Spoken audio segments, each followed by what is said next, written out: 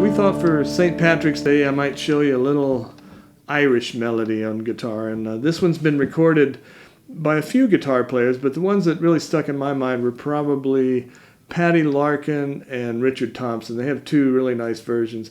And I listened to a bunch of fiddle tunes, fiddle versions of this, and different people playing it. Whenever I do an arrangement, I listen to everybody and try to pick out the things I like the best, and then make it my own arrangement. So you'll hear some of the Richard Thompson there, some of the Paddy Larkin, you'll hear some fiddle things and all that. But let me play it through one time, let you hear it, and then I'll break down what I'm doing, just enough so that you can get a start on it. And it's called Banish Misfortune.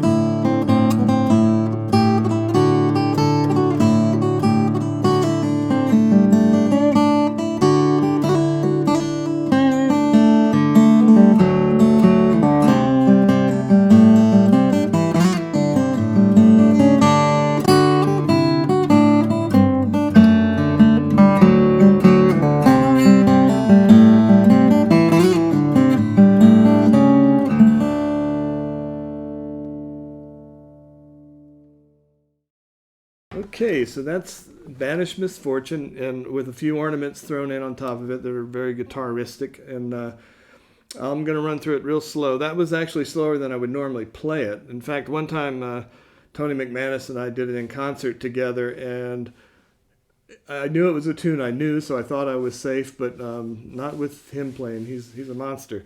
But he kicked it off, and it was like really fast. I couldn't keep up. Anyway, I did my best. But here's the trick. It's in Dadgad tuning. D, A, D, G, A, D. So most of all you have to worry about are drones in the bass. And then you've got this note here. If you finger the second fret of the third string, you've got just open fifths. And so those are really the essence of this tune, are drones and a melody. So here's the melody.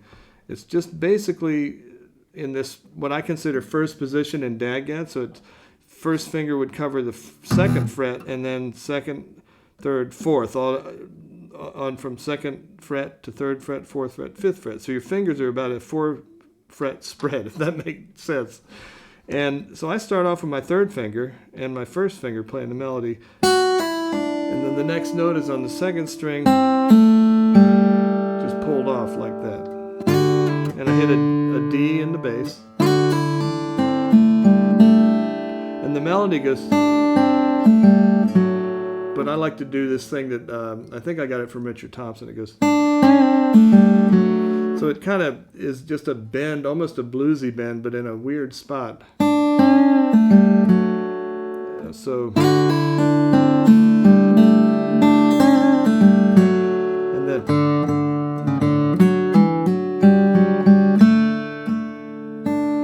So you're coming up all, at this point it's all second fret, fourth fret with an occasional third fret. And so what that puts us in is what they call Mixolydian Mode. So you have a flatted seventh. So that's what you have to remember, is all you're going to be playing are notes on second and fourth fret, and then whenever you have to play something that's a C note, which would be this one or this one, it's going to be on the third fret. If you need a G, it's going to be on the fifth. But that's where you're limited to.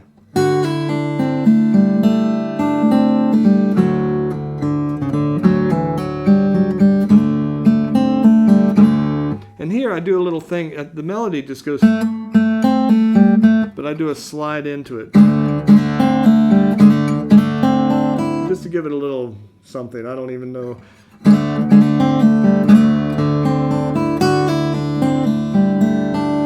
here, instead of going, which would be right, I throw it into the major key just for a second. I go. I just think it's kind of fun.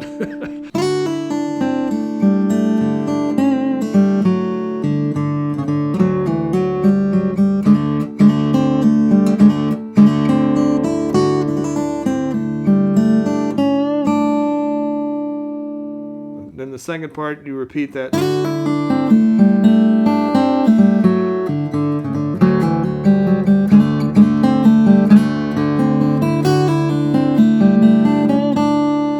That's just two A sections back to back, and then you get to the B section, and it's played on this string the way I play it anyway. There's a lot of ways to play it, but one way I play it is, and you see I moved up my position here because I'm going to have to go up and get a higher note. So from this 4-fret spread, I moved up to this 4-fret spread.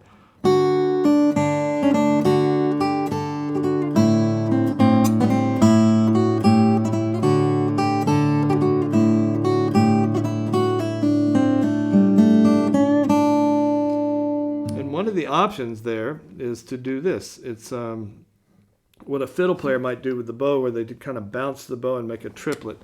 It would be this.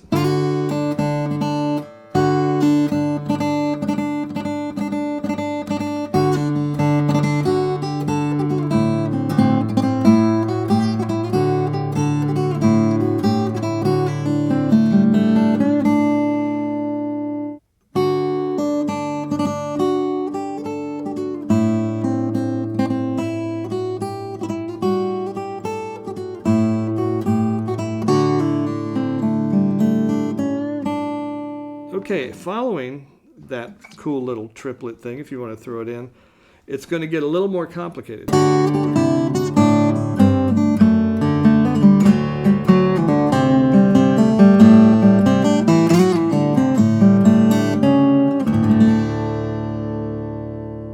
It's just going down the scale, really.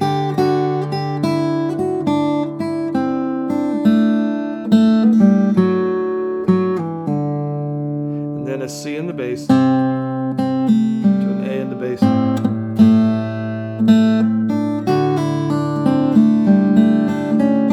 So that first half of that part is, I'll do it a little bit faster so I can actually play it. And I put in these little, that's just little hammer-on pull-off combinations to make it a trill. Here's another one.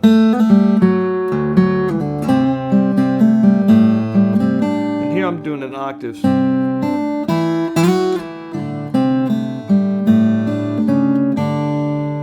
that's a neat effect at the end of that line. You don't have to do that, but I think I got that from Richard Thompson. I thought that was just so cool.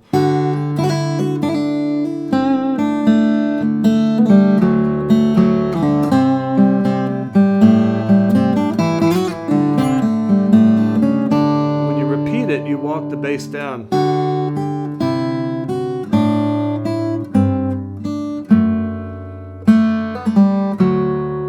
So that's C, A, G, F sharp.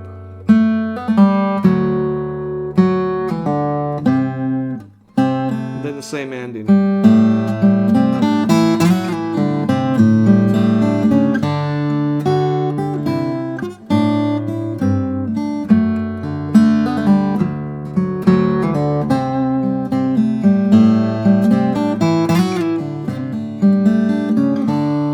Kind of like the sound of those octaves.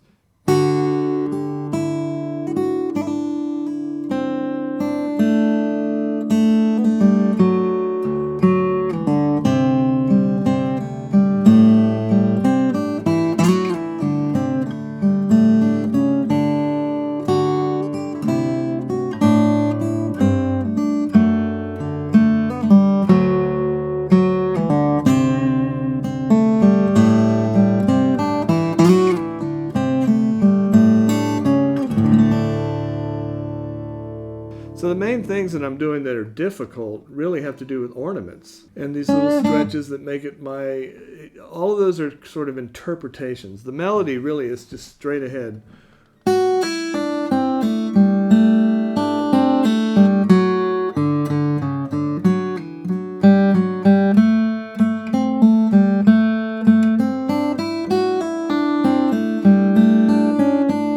And all the rest of it is just icing on the cake. So there you go.